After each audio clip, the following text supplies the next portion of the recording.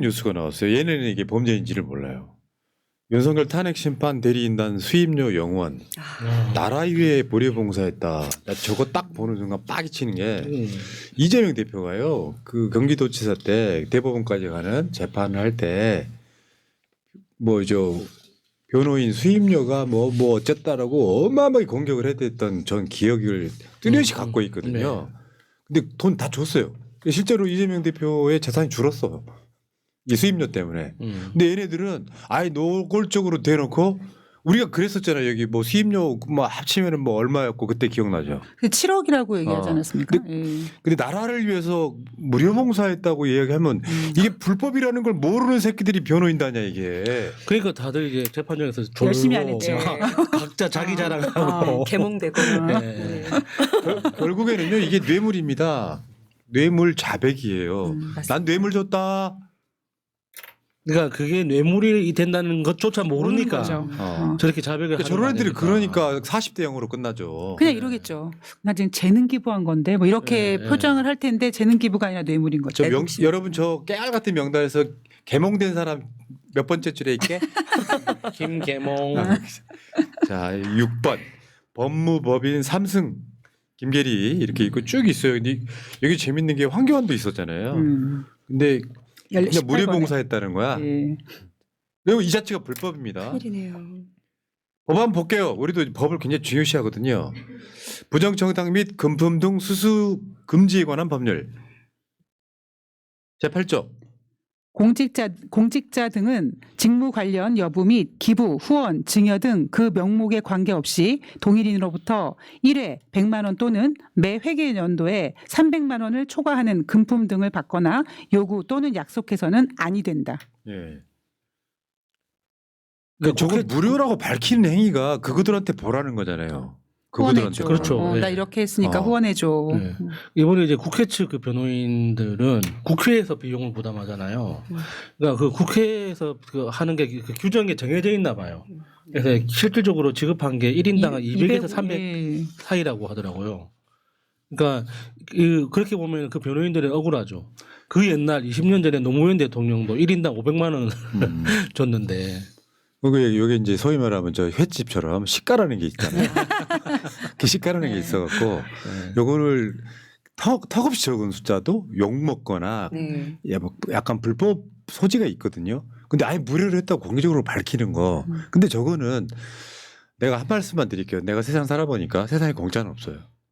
그럼요. 세상에 공짜가 어디 있어? 그러니까 이제 공짜니까 이제 메이크업하고 나와가지고 이제.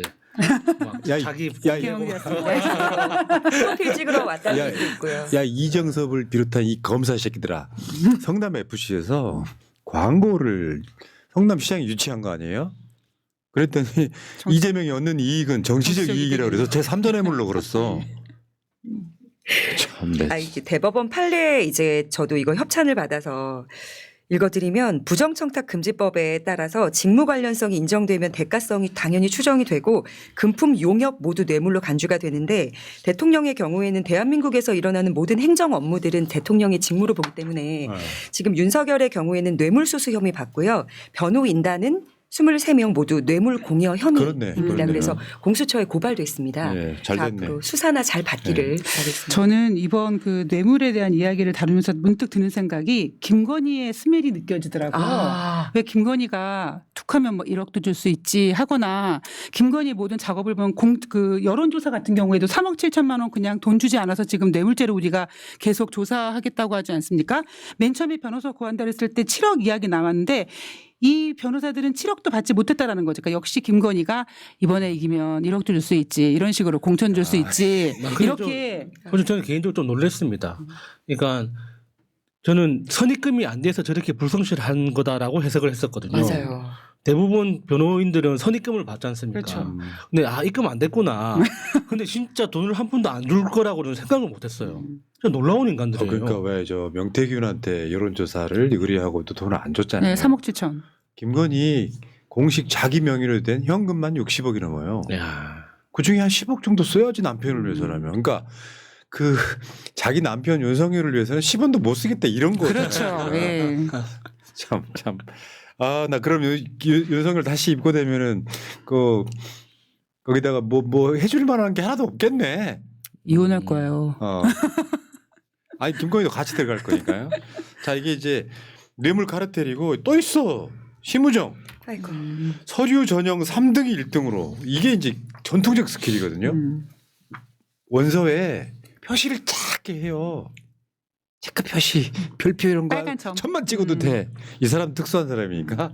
그러니까 지금 일반적으로 필기 시험은 반대 3등을 났어. 네. 심우정 딸 신민경이가 다시 이름 계속 한번 이야기해봐. 신민경. 그러니까 MBC도 좀 노력해줬으면 좋겠는 게 저 신모 씨라고. MBC 저 보도를 하는 과정에서도 신모 씨라고 하더라고요. 아. 신민경입니다. 네, 왜 말을 신민경이가 못합니까? 3등을 낳았는데 이 전통적 스킬이라는 게 이런 거예요. 면접에서 뒤집어 버리는 거야. 체크가 돼 있거든. 저만 하나 찍혀 있거든. 우리 아빠 심우정. 이렇게. 우리 엄마는 나경원입니다. 그래서 송신여대 같잖아. 안 봐도 뻔하잖아요. 그렇죠. 네. 이것도 마찬가지지. 외교부 같은 데서 심우정하고 선생님 공짜가 있겠어요? 그러니까 저는 저 사건에서 정말 마음 아프기도 하고 화가 나는 게 신민경이라는 그 개인은 어렸을 때부터 살아 성장하는 과정이 얼마나 행복했을까. 이 삶이 얼마나 달콤했을까. 모든 친구들이 항상 좌절하고 패배하면서 그거를 이겨내기 위해서 그 고통을 고통을 겪는데, 그러니까 내가 처음 만나는 어른들이 나를 너무 예뻐해줘. 그게 너무 당연한 삶을 살아왔던 애잖아요.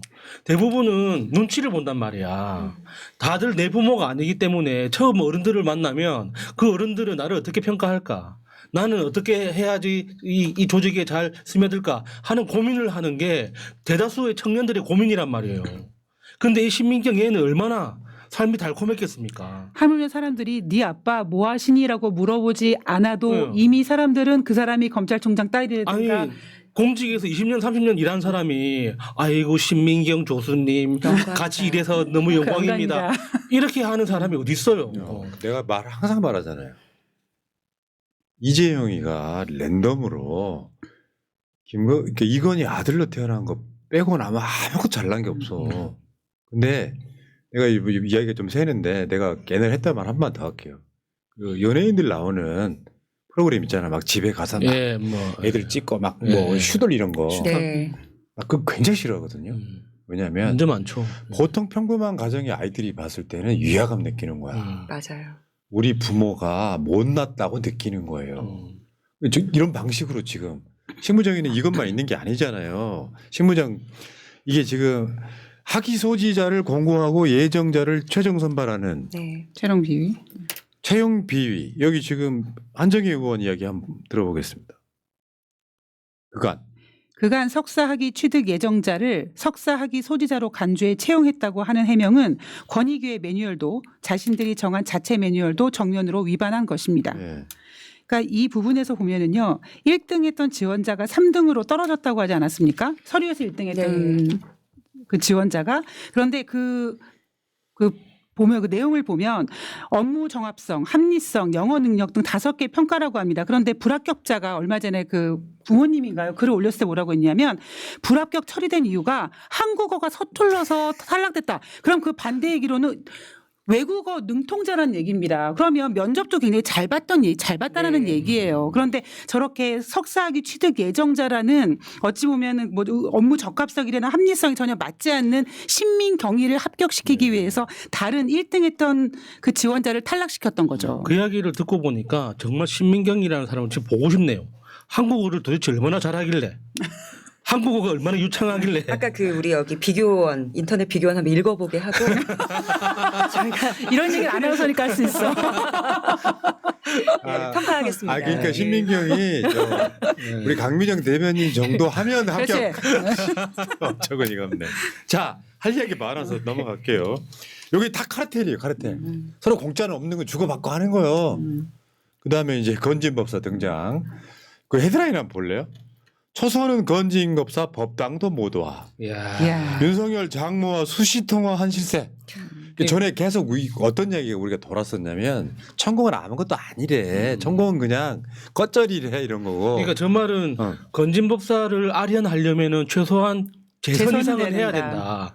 초선 국회의원은 뵙지도 못한다는 말이잖아요. 네. 급이 안 그랬대 되니까. 명태균 게이트에도 등장하잖아요. 네. 그 김영선을 공천해줬는데 나중에 김영선이 명태균을 배신해. 그리고 나서 막 명태균이 열받아갖고 하는 말이 내 그 공천을 건진했다고 지금 김영선이가 하고 말 돌아다닌다고. 더듬듯이 막 흥분해가지고. 오늘 근데 보석 석방 결정 났어요. 예. 명태균하고 예. 김영선 다. 자, 그러니까 이게 지금 문제는 건진 같은 경우는 실제로 선대위에서 일을 했던 사람이에요. 천공하고 명태균하고 차원이 다른 거예요. 그렇죠. 그러니까 계속 소문 돌았던 이유가 그거예요. 건진이 자꾸 이제 자기 저 윤석열을 팔고 다니니까 초반에 윤석열 대통령실이 비서관을 보내서 자중하기를 요청합니다. 그 보도 여러분들 기억하실지 모르겠는데 내가 이 사람이랑 관련이 없다 그러면 수사 의뢰하면 돼요. 근데 비서관까지 보내가지고 기업에 법사님, 보내서. 법사님 좀 조용해 주시면 좋겠다고 기업에 그 짓을 보냈죠. 했던 예. 제가 한 가지 그 건진법사 관련된 그 에피소드를 말씀드리면 국회에서 보좌관들이 기자들이랑 만날 일들이 많잖아요. 그런데 이제 제 사건을 이제 김의겸 의원실에서 국정감사대 다루다 보니까 그게 확 터지고 다들 물어본다는 거예요. 강미정 씨한테 가서 건진 아냐고 물어봐 달라고. 본인들이 이제 검찰 출입할 때 부부장 검사들이랑 이렇게 이야기를 나누고 있는데 갑자기 부장 검사가 달려오더니 너 저 사람 누군 줄 알고 저렇게 조사실에 딱딱한 애지 앉혀놓고 조사하냐. 그래서 그걸로 수사가 그 이후로 종결이 된 것 같은데 이 관련 사건도 알아봐 줄 수 있냐. 그때 수사하던 사람이 그자 같은데 물어봐 달라고 얘기를 한 적이 있습니다. 그만큼 이제 부부장급 아까 초선 의원은 통화도 안 되고 집에 방문도 안 된다고 하는 게 이해가 되는 예. 부분이에요. 그러니까 이게 그런 거예요. 요거는 뭐 저 무속인도 아니고 그냥 브로커입니다. 그렇죠. 그 무속인을 가장한 브로커. 내가 봤을 때 천공은 별로 관계가 없었던 것 같고 한두 번 만난 사이인 것 같고 건지는 깊숙이 개입돼 있는 자인데 이게 이제 하나씩 털리기 시작한 거예요. 그러니까 실제로 그 천공한테 막 청탁했던 사람들 이거 보면 이거잖아요. 보살핌 덕에 당선됐다고. 저 말은 무슨 말이겠어요? 천공이 아니 저 건진이 뭔가 노력을 해준 거잖아요. 보살핌 덕에 당선, 법사 폰을 열자 각종 인사 청탁이 줄줄이. 뭔가 법사폰이 브랜드처럼 들리네. 네, 그러니까 쭉 한번 볼게요. 땡땡 살픽으로 예비 후보자 해갖고 은혜를 머리에 이고 살겠습니다. 야. 야 하늘님께 이런 청혼을 드려 송구하면 이 사람 하늘님, 하늘님. 아.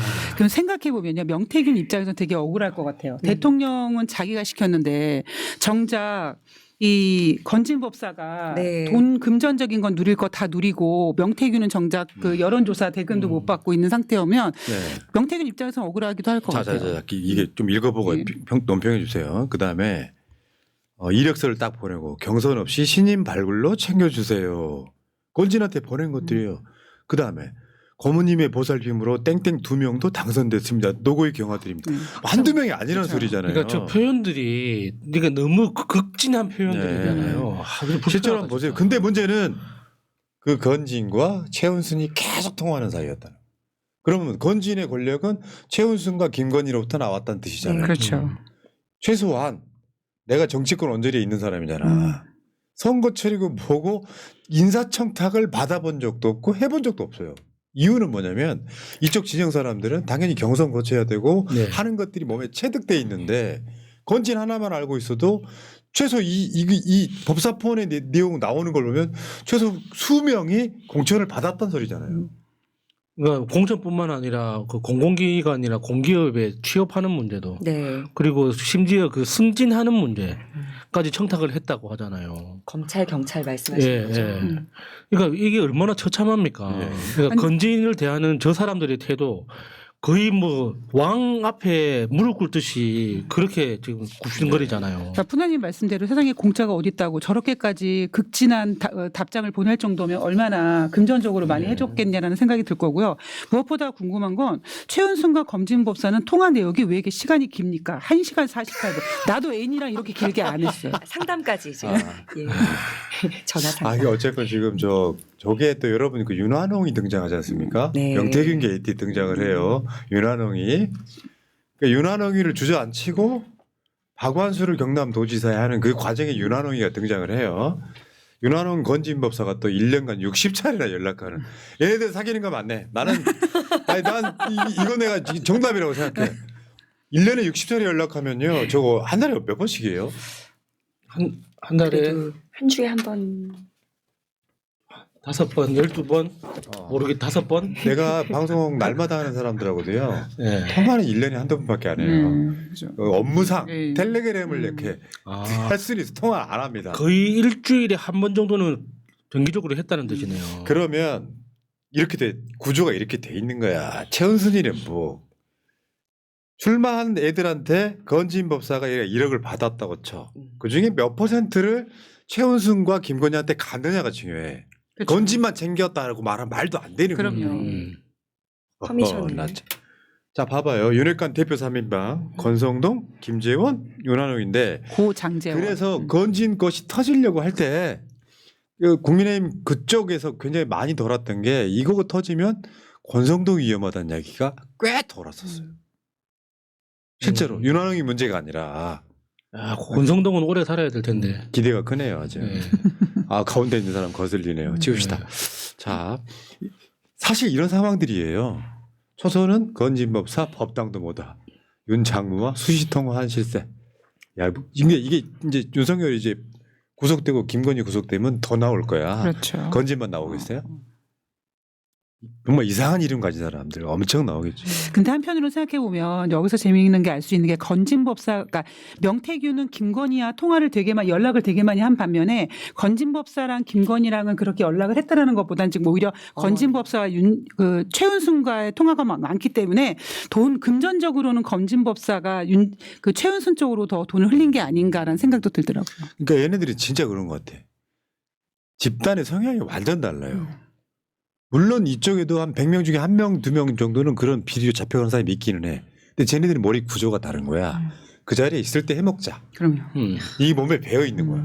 그러니까 국가를 수익 모델로 삼은 이명박보다 더한 정권이 들어섰던 거 아니에요. 경제부총리가 미국 국채도 사는 그러니까. 판인데 뭐. 당선되자마자 고속도로 정점을 바꾸잖아.